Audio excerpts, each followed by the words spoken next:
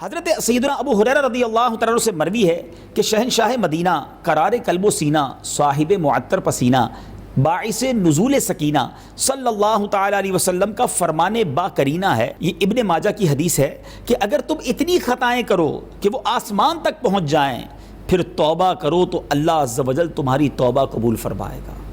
اللہ اکبر۔ دنیا کا کیا دستور ہے، ایک بار غلطی کرنے والے کو تو شاید ہم معاف کر دیں، دو بار غلطی کرنے والے کو معاف کر دیں، بار بار غلطی کرنے والوں کو کوئی معاف نہیں کرتا۔ مگر میرے کریم کے خزانے بہت بڑے ہیں، ساری زندگی نافرمانی کریں، ایک سچی توبہ کر لیں، اسے راضی کر لیں، سارے گناہ معاف فرما دیتا ہے۔ وہ تو ایسا کریم ہے کہ گناہوں کو نیکیوں سے بدل دیتا ہے، مگر پہلے اس سے محبت تو کریں نا، اس سے سچی دوستی تو کر لیں، اس کی بارگاہ میں رجوع تو لائیں۔ آج معاملہ یہ ہے کہ اللہ کی طرف رجوع لانا، اللہ سے محبت کرنا، یہ بہت سارے مسلمانوں میں یہ ان کے اندر کمی نظر آ رہی ہے۔ ناظرین، سرکار مدینہ صلی اللہ تعالیٰ علیہ وسلم نے فرمایا کہ اللہ عز و جل ارشاد فرماتا ہے، حدیث قدسی ہے اور یہ حدیث صحیح مسلم شریف میں ہے کہ اے میرے بندو، تم رات دن گناہ میں بسر کرتے ہو اور میں گناہ کو بخشتا رہتا ہوں اور مجھے کوئی پرواہ نہیں، پس تم مجھ سے بخشش طلب کرتے رہو، میں تمہیں بخشتا رہوں گا۔ کیسا کریم ہے، پھر بھی اس کی نافرمانی کریں۔ اللہ کے حبیب صلی اللہ تعالیٰ علیہ وسلم فرماتے ہیں، حضرت سیدنا ابو موسیٰ اشعری رضی اللہ تعالیٰ عنہ راوی ہیں اور یہ بھی صحیح مسلم کی حدیث ہے کہ بے شک اللہ عز و جل رات کے وقت اپنا دست قدرت پھیلا دیتا ہے تاکہ دن میں گناہ کرنے والوں کی توبہ قبول فرمائے، اور دن میں اپنا دست قدرت پھیلا دیتا ہے تاکہ رات کے وقت گناہ کرنے والوں کی توبہ قبول فرمائے، یہاں تک کہ سورج مغرب سے طلوع ہو۔ جب تک سورج مغرب سے نہیں طلوع ہوگا، یہ قرب قیامت کی نشانی ہے، اس سے پہلے تک توبہ کا دروازہ کھلا ہوا ہے، دیر نہ کیجیے۔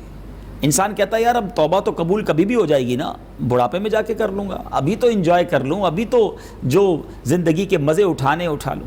نہیں ناظرین، ہمیں پتہ ہے ہم کب تک زندہ رہیں گے۔ یہ لمبی امیدیں، یہ توبہ میں تاخیر، کہیں توبہ سے پہلے ہی دنیا سے نہ چلے جائیں نا۔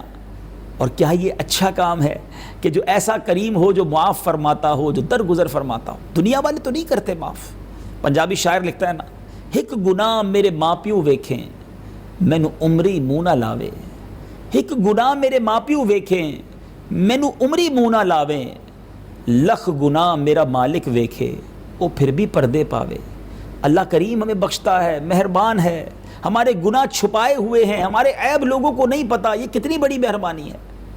لیکن پھر بھی ہم اسے ناراض کریں، پھر بھی اس سے محبت نہ کریں، پھر بھی اس کے فرما بردار بندے نہ بنیں، تو پھر یہ واقعی خامی ہے نا۔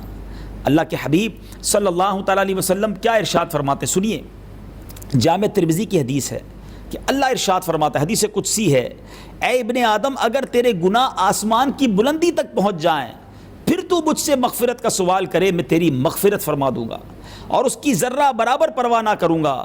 اے ابن آدم، اگر تو زمین کے برابر خطائیں لے کر میری بارگاہ میں حاضر ہو، میں اس کے مطابق تیری بخشش فرما دوں گا، بشرطے کہ تو نے میرے ساتھ کسی کو شریک نہ ٹھہرایا ہو۔ ذرا غور کیجئے، ایسا مالک، ایسا کریم، مگر بندہ اس کی طرف رجوع نہیں لاتا۔ ان حدیثوں کو سن کر، ان روایتوں کو سن کر شیطان بھی تو ہے نا، وہ یہ ذہن بھی نہ بنا دے کہ جناب اب تو کرے جاؤ گناہ، اللہ معاف کرنے والا۔ یہی وہ غلطی ہے جو ہم کرتے ہیں، انسان کو شیطان گناہوں میں جری بنا دیتا ہے، اللہ کی رحمت کی باتیں سن کر گویا دلیر بنا دیتا ہے۔ ایسا نہیں ہے۔ ایمان کی تعریف ہی یہ ہے کہ ایمان خوف اور امید کے درمیان کی شے کا نام ہے۔ امید بھی ہو، مایوس نہ ہو، لیکن خوف بھی ہو۔